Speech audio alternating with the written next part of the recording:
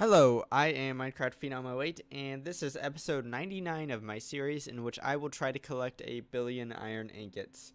In today's episode, I'm actually going to be working with a mod I haven't really worked with in a while, and that is Industrial Craft 2. What we are going to be doing is we are going to be making a few different types of energy that we haven't really used before. I guess one of the types we have used just a little bit. But we're going to tap into a couple new energy sources that we haven't really looked into. The first one of those is the wind turbines from Industrial Craft. Now, as we see here, there's actually a windmill and a wind turbine. So let's actually make both of those, and so we can kind of see what the difference is here. This one, I do not have the shafts, so I need to go ahead and make the shafts here. So I just need some iron, and let's do that.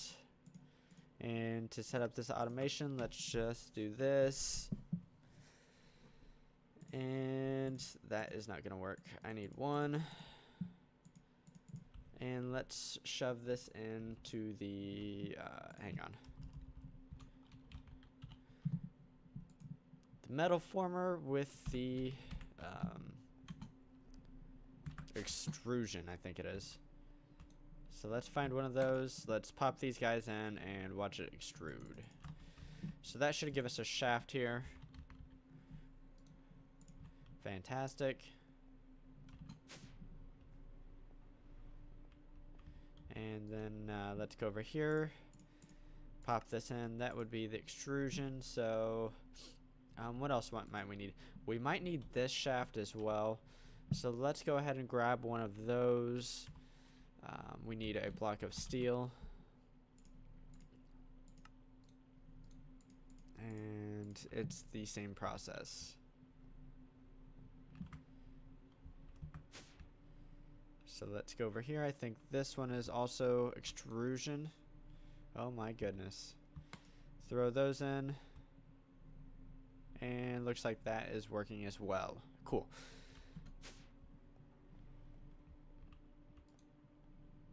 So let's get that shaft, and that's cool. And now let's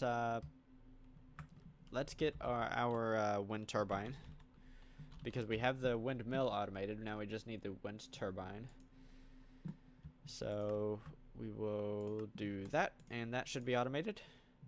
And then next we also need, I think, what is a kinetic generator. So let's grab one of these guys. We should have everything to automate that. We do. And then for the wind turbine, we actually need a gearbox rotor. And there are 4 different types here. But obviously we want the best one.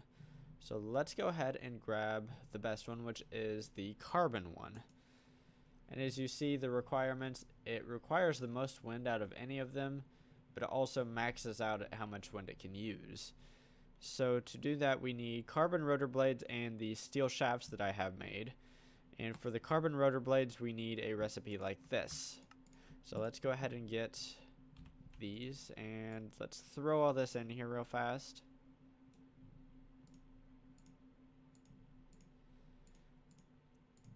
And then I need to find my metal formers.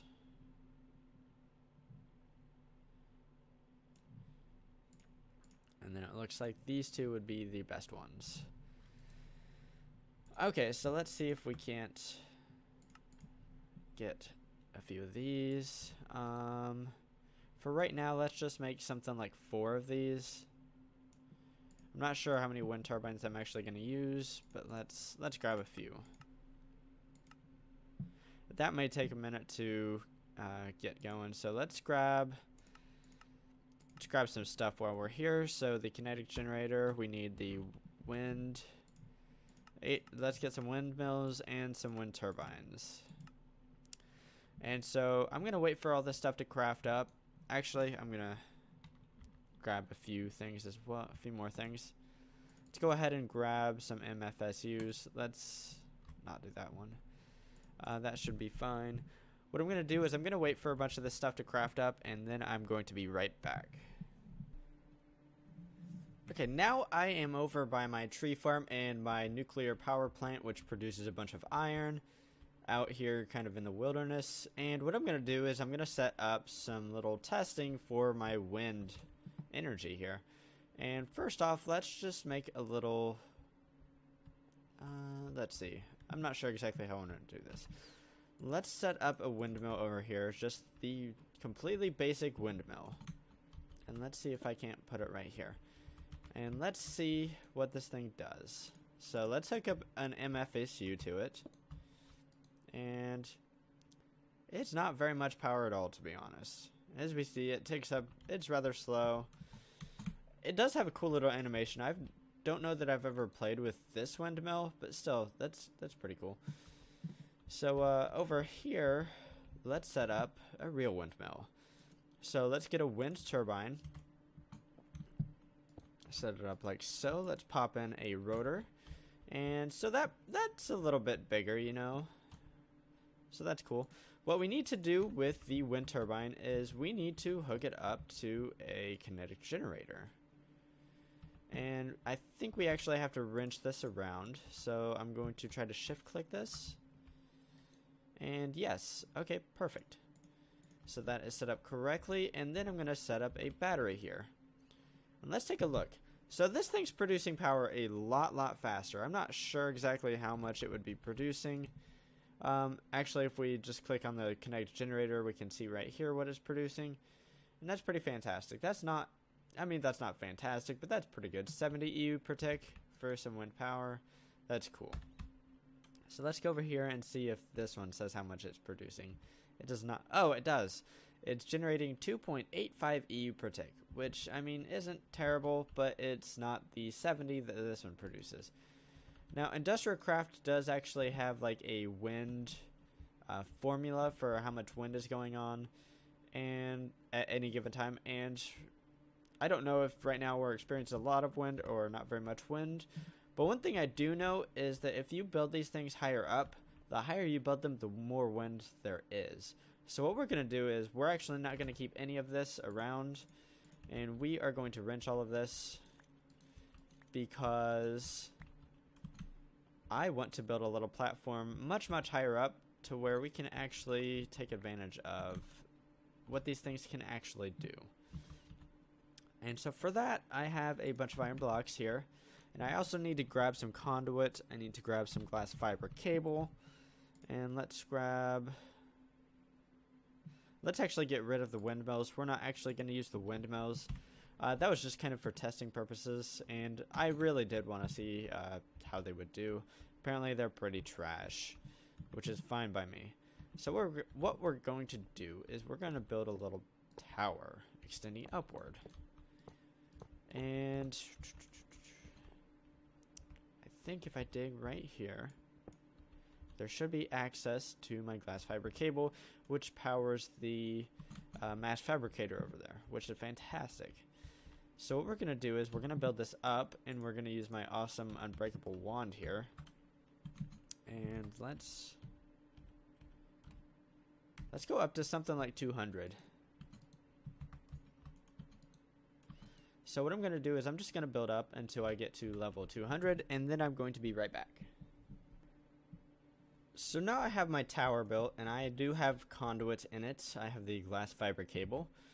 And what we're going to do is we're going to kind of spread this out a little bit. And I'm not sure exactly how far I want to go here, but let's go ahead and I think I want to try to fit 4 on each side. And I forget what the exact spacing is. So let's do a little bit of testing. And we're going to need the wind turbines. We're going to need 2 wind turbines. And let's see if we can't place them. I'm sure this won't work, but let's go ahead just for the sake of testing.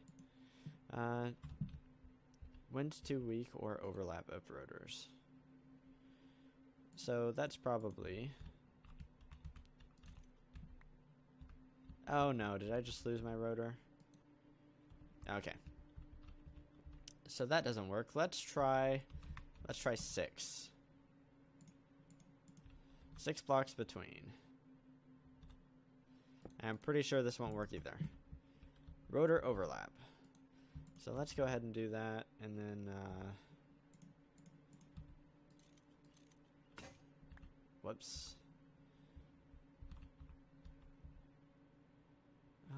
Okay, so we did 6. Yeah, that's 6. And let's try one right here. I think this is still too close, to be honest. Rotor overlap, yep. So once again, let's get a wrench. I brought a couple of wrenches, kind of for this reason. And let's add some more. Tried here, let's try here. Are they overlapping? They are not. I think that is the closest we can go. And actually, they did, the developers did a really good job with how big the turbine rotors are. If I remember right, the turbine rotors are actually different sizes. So these ones are the largest, if I remember right, and that affects how close you can place these guys. So let's go ahead here and count. So 1, 2, 3, 4, 5, 6, 7, 8, 9, 10. We need 10 spots between each of these. Give me that back. Okay. So now we can kind of figure out where we need the first ones. Once again, I dropped that. Okay, whatever. So if I do it here and here, that's 4.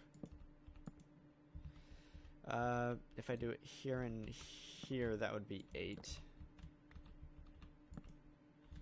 If I do it here and here, I think that would be 10. So let's try this layout.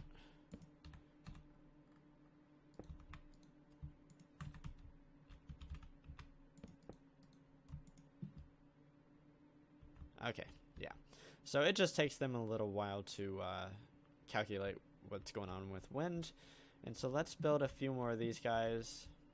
So right now we have 3, 4, 5, 6, 7, 8, 9, 10. And then the 11th one will be for the turbine itself. That looks good. And then this way, 4, 5, 6, 7, 8, 9, 10, and then for the turbine. And then I need to go retrieve my rotor blade. Let's see if it's down here. Theoretically, it'll be right waiting for me. Cool. And let me try something else here. So we're going to need that, but that's okay. We need this real fast. Let's see if we have any more rotors. Ready? We do. And then we have the turbines. We have the kinetic generators. I'm going to try something else up here.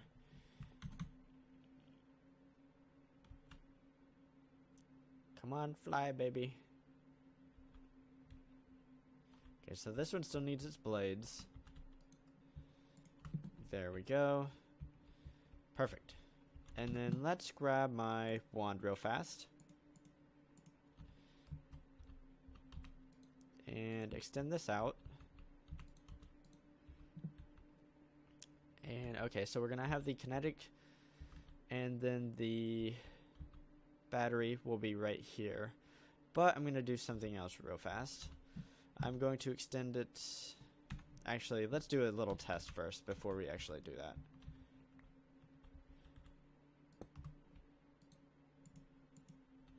Okay, so I need to wrench this around to test this. Come on.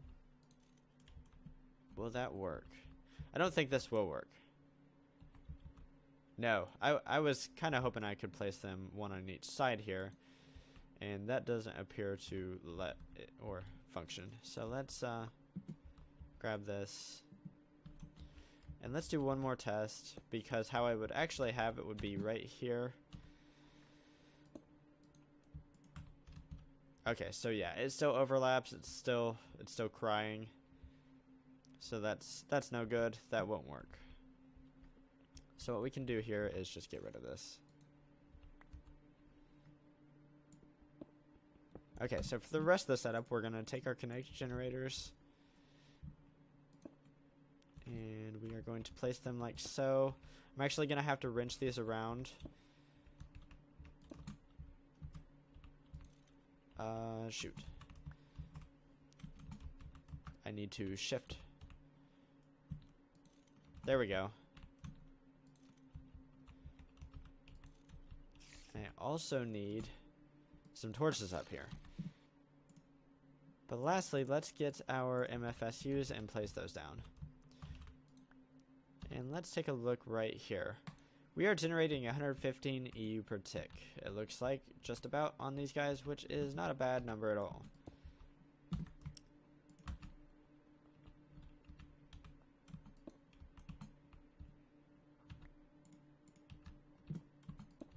And we can store all in these MFSUs. Fantastic. I actually think the wind is kind of low right now. I feel like they can do much better than 115, but I haven't played with them in a while, so I'm not 100% sure on that. Let's just hook these all up together real fast.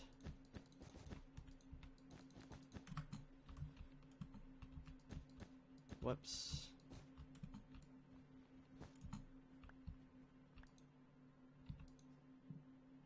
Come on, 120. It's a little bit better.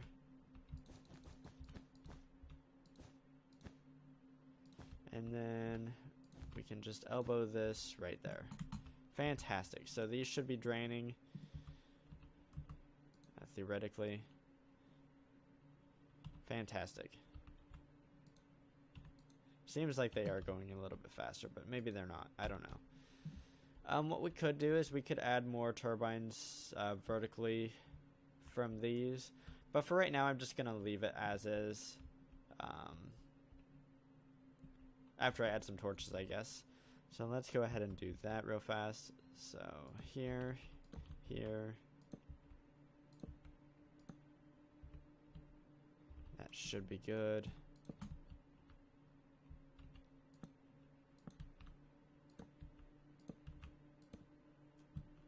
Okay, fantastic. There shouldn't be monsters up here. These guys should spin and spin and spin until the rotors die. Which the rotors last quite a while. At least these rotors do. And it should provide us a little energy here. So that's pretty fantastic. I think that's pretty cool. So let's dive into the second method of industrial craft generation I wanted to explore in this episode, and that is something that is completely, or I shouldn't say renewable, it's just something that we won't have to fuel, we won't have to mess with at all. It'll just be constant, nice energy generation, and that is the radioisotopic thermoelectric generators. So let's just grab a bunch of these, and what we're going to do is we're going to set them up in here, and they are also going to be powering this right here. I have actually played with these a little bit, but I think I've set up like one or two in this world, and let's just give them a little bit more attention here. And that's because they're pretty fantastic if you have the plutonium. And that's the big if, because it takes a lot of plutonium to make some of these guys. But the thing is, we have a lot of plutonium. As we see, we have 316,000 plutonium, so plutonium isn't a problem here. To power these guys, we need pellets of RTG fuel, which are these guys right here. And they are made with dense plates and plutonium, and they provide just a little bit of power. And so what I need to do is I actually need to grab my hazard suit here, or hazmat suit, and that's because of radiation. I'd rather not die here. Okay, so we have all of this, and now I walk super slow. Wow, this is weird.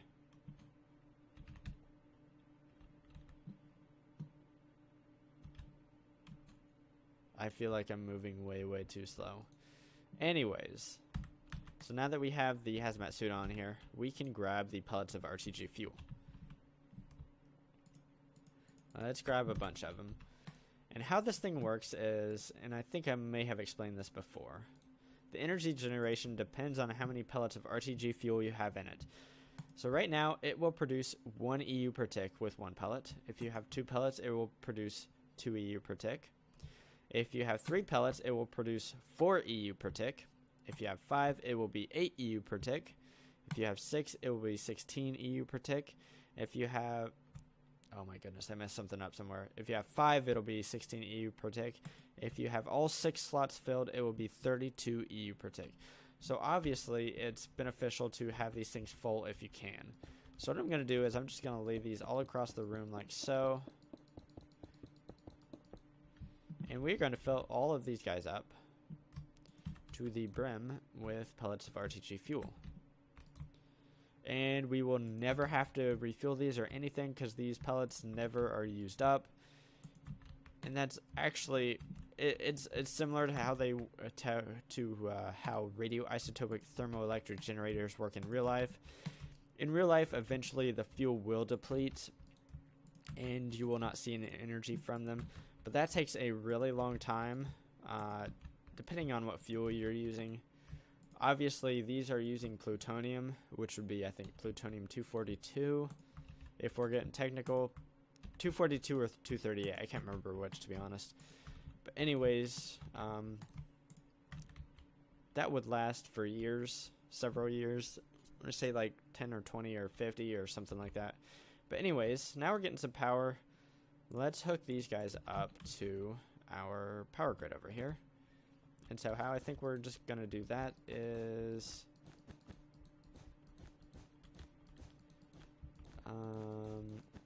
first off, we need to lay this down here, and then we will just connect it from right here. And I can't aim.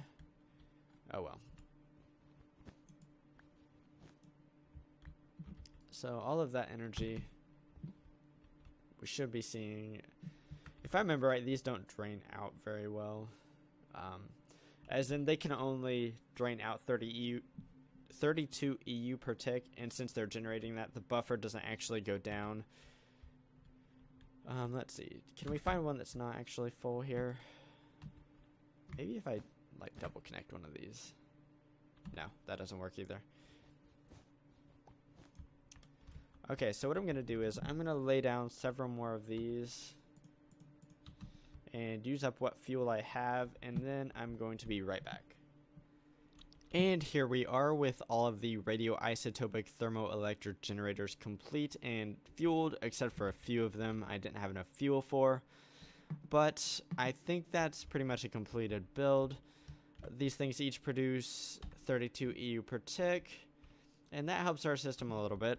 And I've calculated that altogether, once I have all of them fueled, the radioisotopic thermoelectric generators should generate about 2,300 EU per tick. And then if we combine that with the about 100 EU per tick that our wind turbines generate, that should be about 2,700 additional EU per tick for that system over there to produce iron ore. Now that's not actually a large number as we compare it to one of these nuclear reactors over here, which produce 1,100 EU per tick, and there are quite a few of those, but still it's a decent little gain, and that should help us a little bit in creating some iron. So that's what I did in today's episode. As of right now, I have 779 million iron ingots, which is pretty fantastic. We're closing in on 800 million, which would be 80% of our goal of 1 billion iron ingots. Signing off, I am Minecraft Phenom 08, and I will see you next time.